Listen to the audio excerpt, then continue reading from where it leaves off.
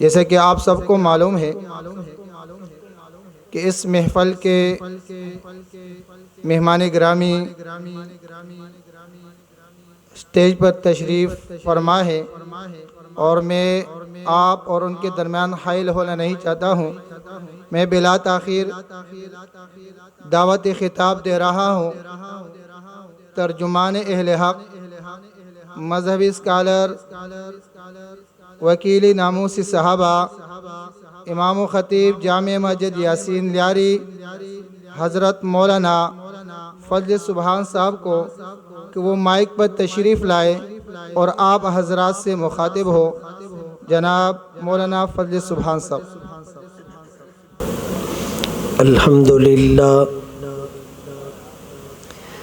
الحمدللہ وکفا والصلاة والسلام علی من لا نبی بعد، اما بعد فاعوذ باللہ من الشیطان الرجیم، بسم اللہ الرحمن الرحیم۔ النبی اولی بالمؤمنین من انفسهم، وقال اللہ تبارک وتعالی فی مقام آخر، ما كان محمد أبا أحد من رجالكم ولكن رسول الله وخاتم النبيين، وقال النبي صلى الله عليه وسلم أنا خاتم النبيين لا نبي بعدي، صدق اللہ مولانا العظیم، صدق رسوله النبی الأمی الہاشمی المدنی الکریم، ونحن على ذلك لمن الشاہدین والشاکرین، والحمد للہ رب العالمین۔ محمد کی غلامی دین حق کی شرط اول ہے، اور اسی میں اگر کچھ خامی تو سب کچھ نامکمل ہے، کہ محمد سے وفا تو نے تو ہم تیرے ہیں، یہ جہاں چیز ہے کیا لوح و قلم تیرے ہیں۔ واجب الاحترام عزیزان گرامی، آپ کے سامنے قرآن کریم فرقان مجید کی چند آیات تلاوت کی، اور سرکار دو عالم تاجدار مدینہ محمد مصطفیٰ احمد مجتبیٰ صلی اللہ علیہ وسلم کی حدیث مبارکہ پیش کی۔ جس طرح ہم اللہ کی توحید کو مانتے ہیں، اللہ کو ایک ماننا ضروری ہے، اللہ کے رسول صلی اللہ علیہ وآلہ وسلم کی رسالت کو ماننا ضروری ہے، اہل بیت اطہار اور صحابہ کی عظمت کا اعتراف ضروری ہے۔ بالکل اسی طرح آقا کو آخری نبی ماننا بھی ضروری ہے۔ اگر ایک آدمی اللہ کے رسول کی رسالت کو تو تسلیم کرے لیکن ختم نبوت کا منکر ہو تو وہ بھی مسلمان نہیں ہو سکتا، اسی لیے کہ قرآن کریم کی ایک آیت کا انکار بھی کفر ہے۔ یعنی مومن ہونے کے لیے پورے قرآن پر ایمان لانا ضروری ہے، لیکن کافر ہونے کے لیے پورے قرآن کا انکار ضروری نہیں ہے، ایک آیت کا انکار بھی کوئی کرے وہ کیا ہو جائے گا؟ کافر۔ اور قرآن کی واضح آیت ہے، تقریباً 100 آیات ہیں اور 200 احادیث ہیں، وَلَٰكِن رَسُولَ اللَّهِ وَخَاتَمَ النَّبِيِّينَ، کہ وہ اللہ کے رسول بھی ہیں اور آخری نبی بھی ہیں۔ اب کفر نے یہ ریسرچ کی کہ مسلمان کا تعلق اس کے نبی سے کمزور کر دیا جائے۔ جب تک مسلمان کا تعلق اس کے نبی سے مضبوط رہے گا، ہم کہتے ہیں نا میرے نبی سے میرا رشتہ کل بھی تھا اور آج بھی ہے اور ہمیشہ رہے گا، میں یہ نہیں کہوں گا کہ قیامت کی صبح تک رہے گا، قیامت کے بعد بھی رہے گا، جنت میں بھی رہے گا۔ تو مسلمان کا رشتہ ان کے نبی سے کمزور کیا جائے، تب مسلمان مغلوب ہوگا۔ علامہ اقبال مرحوم نے اس سازش کو بھانپ لیا کہ وہ فاقہ کش کہ موت سے ڈرتا نہیں ذرا، روح محمد اس کے بدن سے نکال دو، فکر عرب کو دیکھے فرنگی تخیلات، اسلام کو حجاز و یمن سے نکال دو۔ اب نبی سے تعلق کمزور کرنے کے لیے پہلے تو کہا نبی کا انکار کرو، لیکن اس میں انہیں خاطر خواہ کامیابی نہیں ملی۔ لوگوں نے کہا ہم اپنے نبی کا انکار نہیں کر سکتے، بلکہ جو نبی کی احادیث ہے اس کا انکار بھی نہیں کر سکتے۔ تو انہوں نے کہا کہ اب کوئی دوسرا نبی بھی بنا کر پیش کرو تاکہ ان کی توجہ ڈائیورٹ ہو جائے۔ کہنے لگے ہم تمہارے نبی کو بھی مانتے ہیں، ان کا انکار نہیں کرتے، لیکن آخری نبی نہیں مانتے۔ ایک دوسرے نبی کو جو دجال تھا، مرزا غلام احمد قادیانی، اس نے پہلے امام مہدی ہونے کا دعویٰ کیا اور پھر ذلی نبی ہونے کا دعویٰ کیا، اور پھر اس کے بعد اس بدبخت نے آخری نبی ہونے کا دعویٰ کیا، اور اپنی کتابوں میں اس نے خدا ہونے کا دعویٰ بھی کر دیا۔ تو مسلمان کچھ اس کے دھوکے میں آ گئے اور اس کی جماعت میں شامل ہو گئے۔ میرے محترم دوستو، بھائیو، بزرگوں، یہ قادیانی یہ کائنات کا بدترین کافر ہے۔ کیوں؟ بھائی یہودی بھی مسلمان نہیں، عیسائی بھی مسلمان نہیں، تو یہ قادیانی بدترین کافر کیوں ہوا؟ اس کی وجہ یہ ہے کہ ایک آدمی شراب بیچتا ہے اور شراب کا لیبل لگا کر بیچتا ہے، اور دوسرا آدمی شراب بیچتا ہے لیکن اس پر زمزم کا لیبل لگا کر بیچتا ہے۔ تو دونوں میں خطرناک کون سا ہوا؟ جو شراب پر زمزم کا لیبل لگاتا ہے، لوگوں کو دھوکہ دیتا ہے۔ ایک آدمی خنزیر کا گوشت بیچتا ہے، لیبل بھی خنزیر کا لگاتا ہے، اور دوسرا آدمی خنزیر کا گوشت بیچتا ہے لیکن لیبل اس پر بکری کے گوشت کا لگاتا ہے۔ خطرناک کون سا ہوا؟ یہ والا جو دھوکہ دے رہا ہے۔ تو قادیانی اپنے آپ کو کہتے تو مسلمان ہیں، اپنے آپ کو کہتے تو احمدی ہے، لیکن حقیقت میں یہ بدترین کافر ہیں۔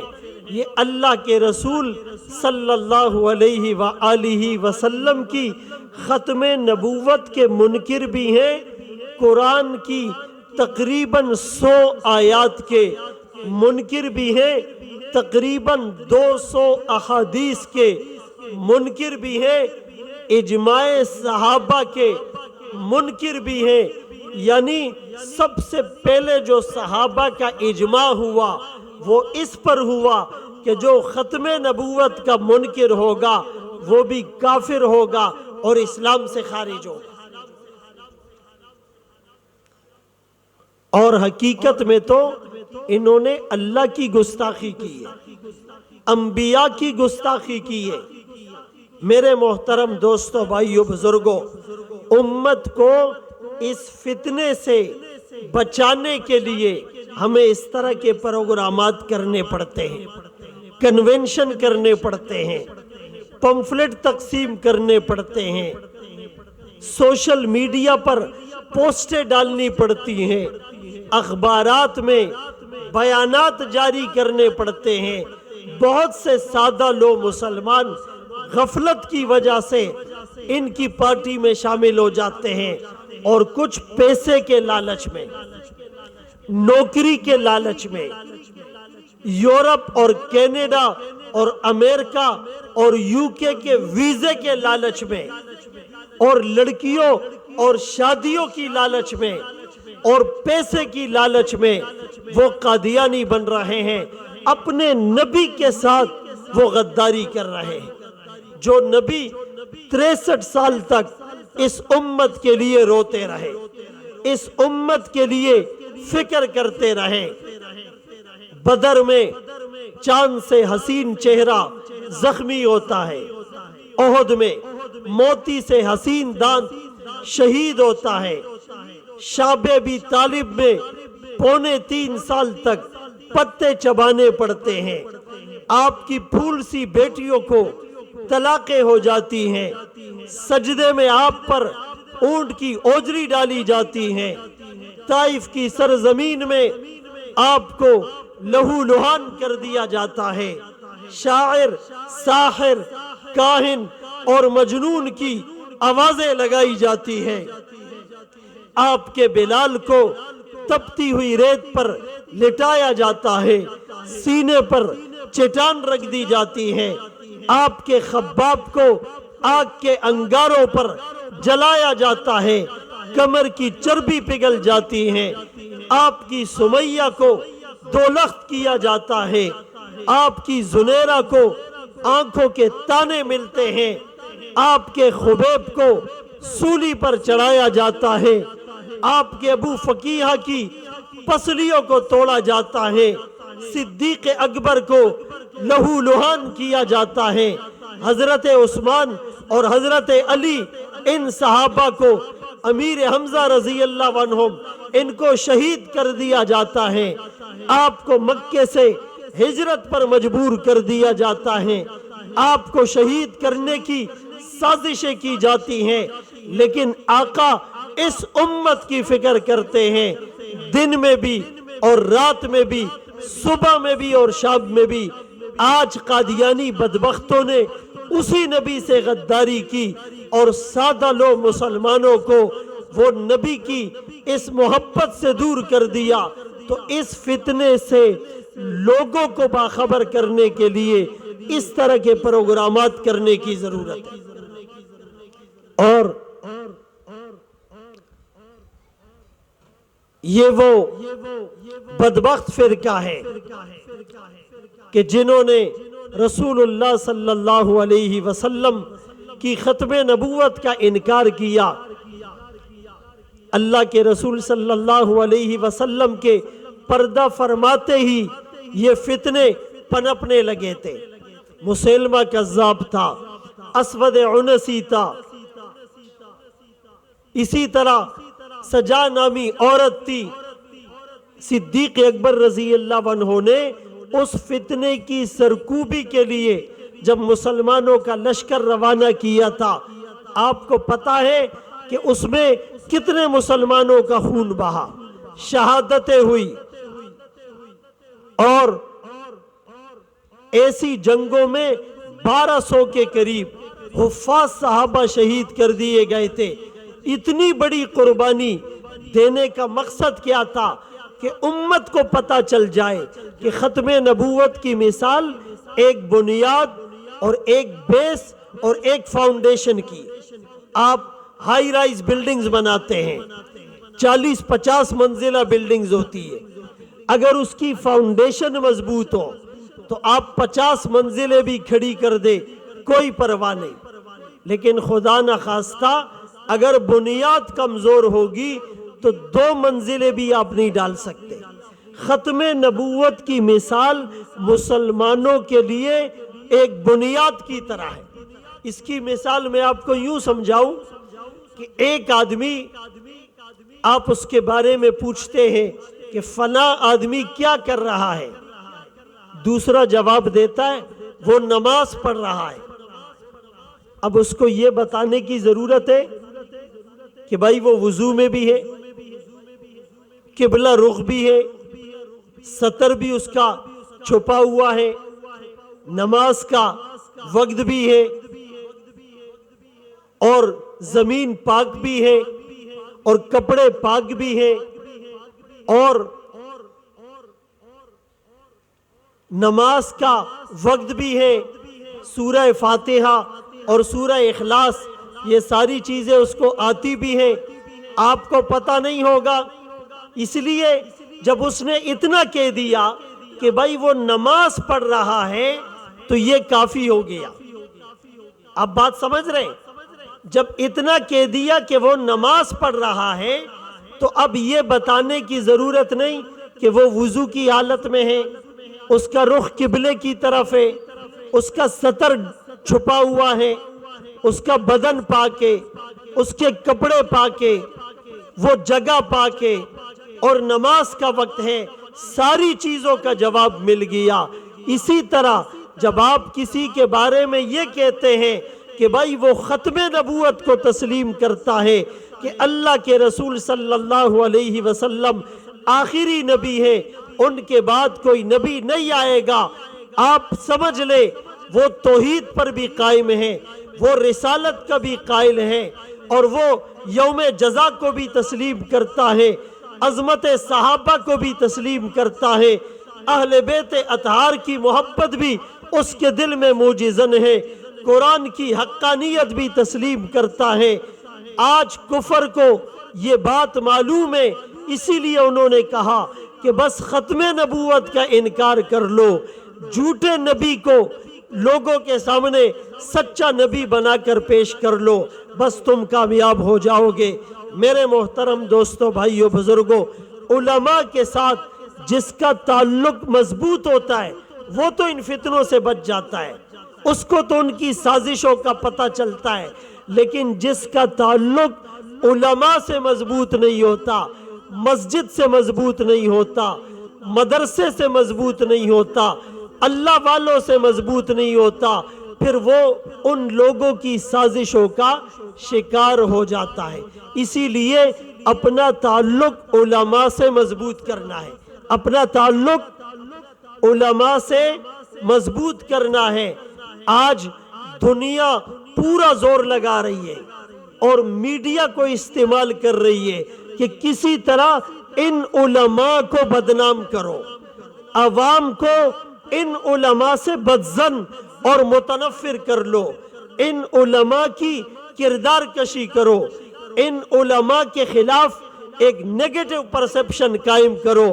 ان کو پتا ہے کہ یہ جو منبر و محراب پر بیٹھ کر اللہ رسول کی بات کرتے ہیں, یہ مسلمان کو بتاتے ہیں توحید کیا ہے, رسالت کیا ہے, ختم نبوت کیا ہے, عظمت صحابہ کیا ہے, قرآن کی حقانیت کیا ہے, اہل بیت اطہار کی محبت کیا ہے, مسلمانوں کے لیے سب سے بنیادی عقیدہ کیا ہے, یہ علماء بتاتے ہیں.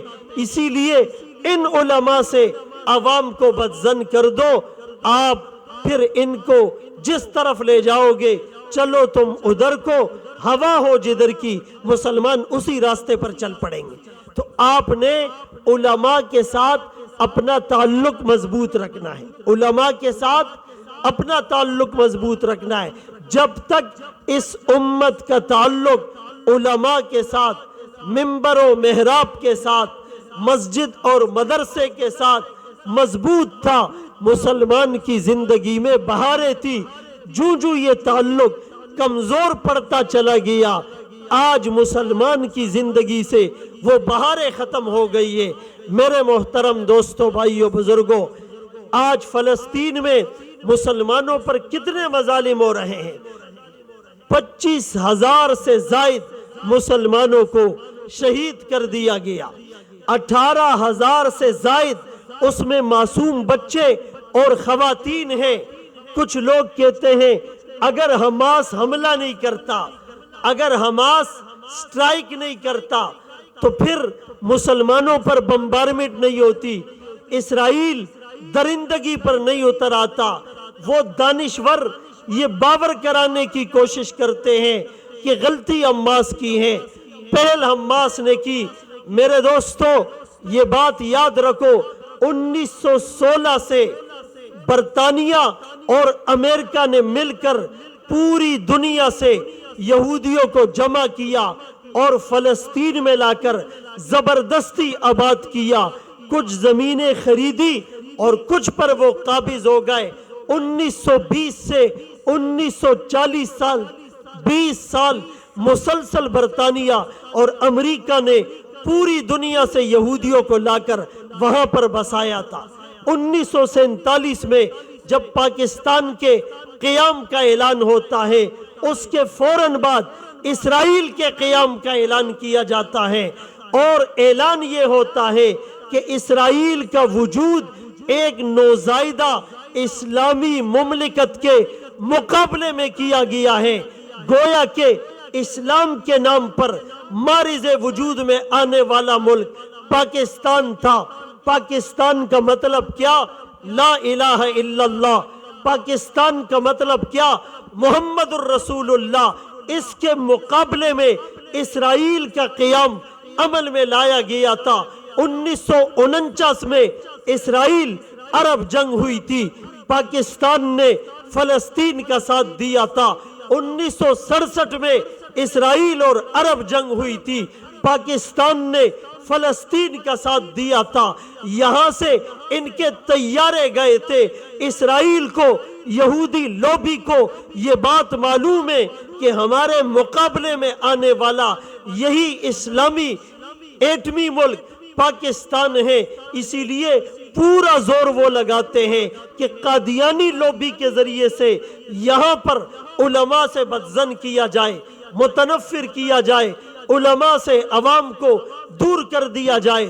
تو وہ دانشور جو یہ کہتے ہیں کہ ابھی حماس حملہ نہ کرتا تو اسرائیل بھی درندگی پر نہ اتر آتا، بمبارمنٹ نہ کرتا، ان سے سوال ہے 1916 سے انہوں نے جو مظالم کیے اس کے لیے جواز کہاں سے تلاش کرو گے؟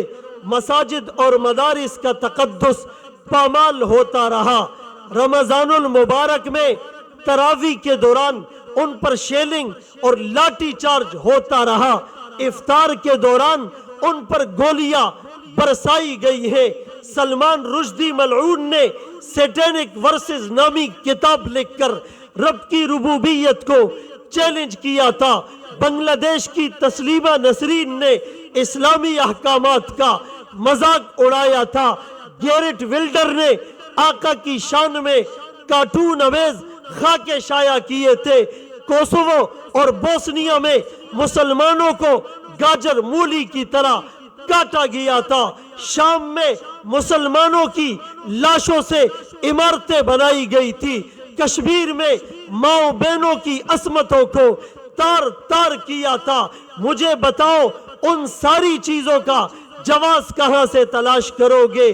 ان کی چاہت یہ ہے یہ ظلم کرتے رہے اور مسلمان برداشت کرتے رہے۔ جنازہ جو غیرت کا نکلے تو حکمت، چادر حیا کی چھن جائے تو حکمت، یہ مہر نفاق ہے، حکمت کا لیبل نہیں، ہمیں اس سے توبہ، تمہیں راسائے یہ حکمت۔ میرے محترم دوستو، بھائیو، بزرگوں، عزم کرو ان علماء کے ساتھ اپنا تعلق مضبوط رکھو گے، ختم نبوت پر جان کا نذرانہ پیش کرنا پڑے پیش کریں گے۔ جیسے زیاد ابن سکن جب ناموس رسالت پہ لڑتے ہوئے زخمی ہوتا ہے، زخموں سے چور چور ہوتا ہے، بدن لہو لہان ہوتا ہے، جان آفری کرنے کے حوالے کا وقت ہوتا ہے۔ نبی کے قدموں میں لائے گئے، آقا نے پوچھا تھا اللہ کہا جا، تیری چاہت، تیرا مطلوب، تیرا مقصود، تیری منشا، تیری آرزو، تیری حسرت، تیری وشز، تیرا ایم آف لائف، تیرا مشن، تیرا ٹارگٹ، تیرا پرپس، تیرا اوپینین، تیرا ایجنڈا، تیرا جھنڈا، تیرا چارٹر آف ڈیمانڈ، تیرا سلوگن، تیرے دل کی آواز کیا ہے؟ زیاد ابن سکن نے بزبان حال کہا تھا نکل جائے دم تیرے قدموں کے نیچے، یہی دل کی حسرت، یہی آرزو ہے۔ تیری معراج کہ تو لوح و قلم تک پہنچا، میری معراج کہ میں تیرے قدم تک پہنچا۔ آج عزم کرے جب پرچم لے کر نکلے ہیں، یہ خاک نشی مقتل اس روز سے لے کر آج تلک جلات پہ ہے بدتاری ہے، زخموں سے بدن گلزار سہی پر ان کے شکستہ تیر تو گن خود ترکش والے کہہ دیں گے یہ بازی کس نے ہاری ہے۔ وآخر دعوانا ان الحمدللہ رب العالمین۔